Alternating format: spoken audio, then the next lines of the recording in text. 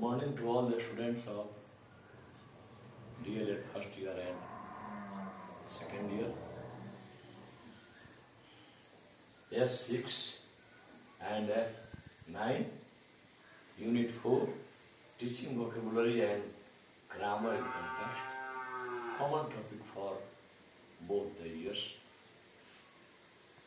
The question is said, as a successful teacher, how can you enrich the vocabulary of your students in primary schools?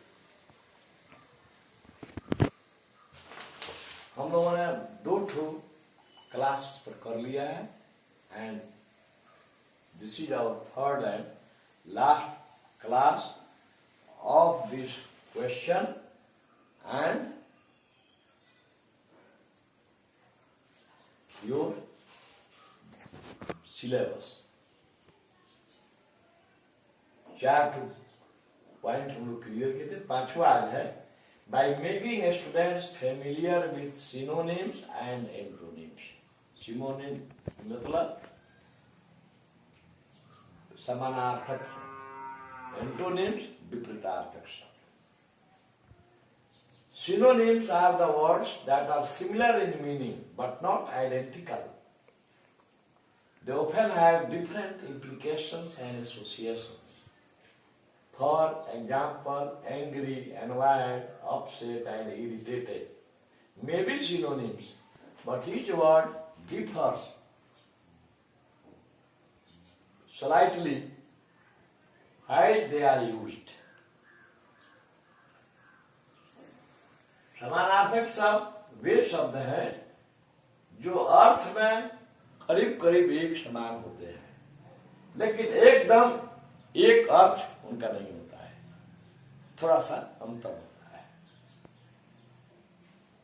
They often have different implications and associations. उनके अलग अलग संबंध होते हैं. उदाहरण के लिए एंग्री, एनवायर्ड, अपसेट एंड इरिटेटेड, ये 4 शब्द हैं. चारों सिनोनिम्स हैं. चारों का अर्थ होता है रंज होना. लेकिन इनका जब हम प्रयोग करते हैं तो वह प्रयोग डिफरेंट कॉन्टेक्स्ट में होता है, डिफरेंट सेंस में होता है. जहां पर एंग्री का प्रयोग होगा वहां पर अनवायर्ड का नहीं होगा. जहां अनवायर्ड का होगा वहां अपसेट का नहीं होगा, और जहां अपसेट का वहां इरिटेटेड का नहीं होगा.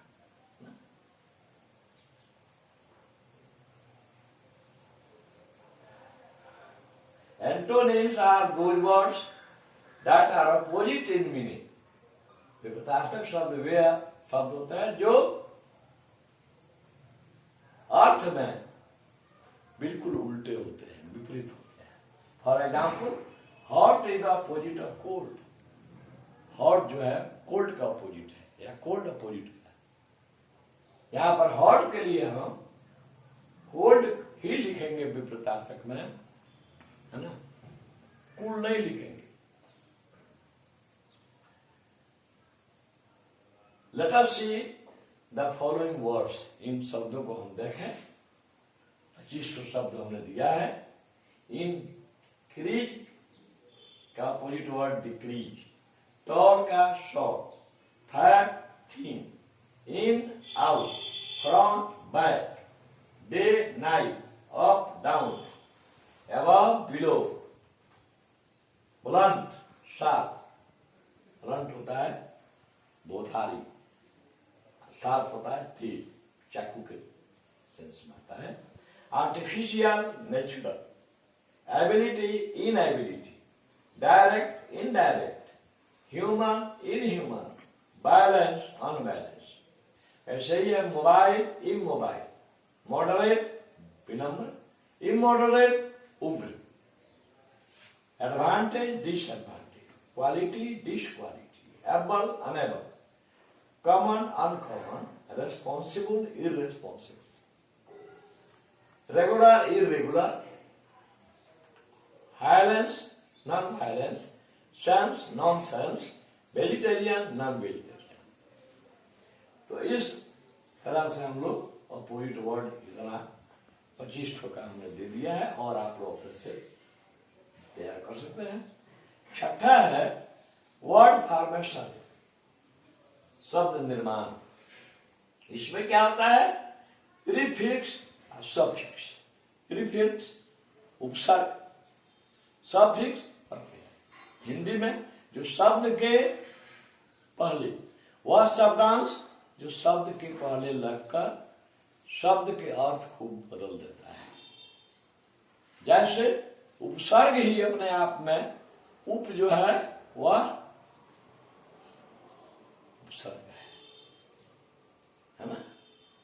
और भी बहुत सारे prefixes are the letters that are added to the beginning of words to make new words with different meaning.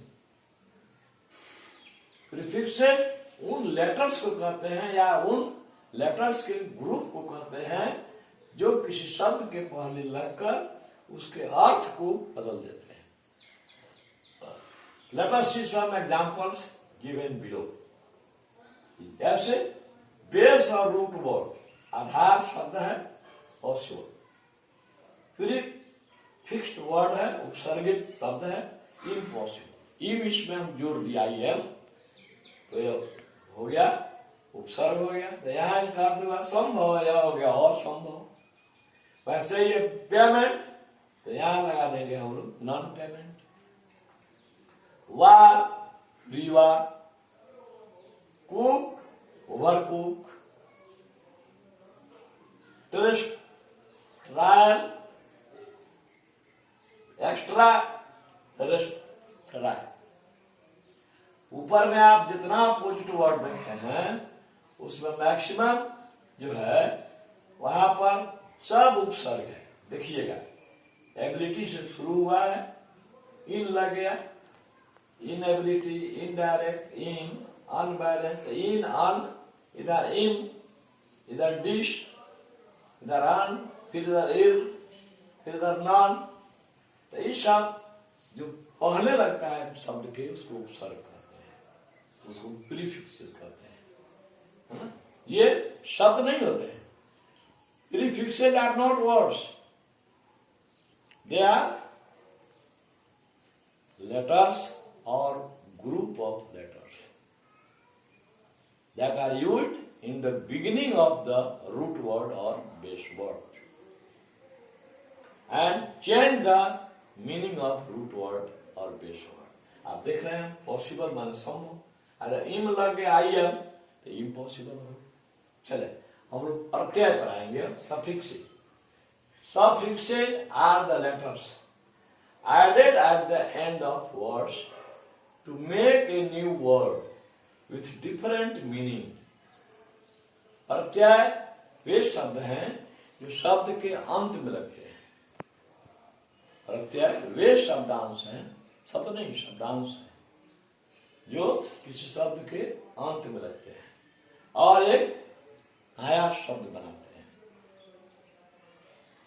जिसका अलग अर्थ हो जाता है। Let us see some example. यहाँ भी बेस रूट वर्ड है, यहाँ भी सफिक्स्ड वर्ड है। बेस वर्ड क्या है? Forget oblique use. यहाँ पर लास्ट में फुल लगा देंगे तो ये हो जाएगा फॉरगेटफुल, क्या हो जाएगा यूजफुल। वैसे ही स्टेट, यहाँ स्टेटमेंट, यहाँ पर लग गया मेंट। नहीं, स्टेट माना राज, स्टेटमेंट माने कथन। वैसे ही है गवर्न, गवर्न माने शासन करना, और गवर्न में मेंट लगा दिए, ये हो गया सरकार। प्रत्यय जो है लास्ट में लगता है, उपसर्ग शब्द के पहले लगता है। क्रिएट बनाना, रचना करना, आया हो गया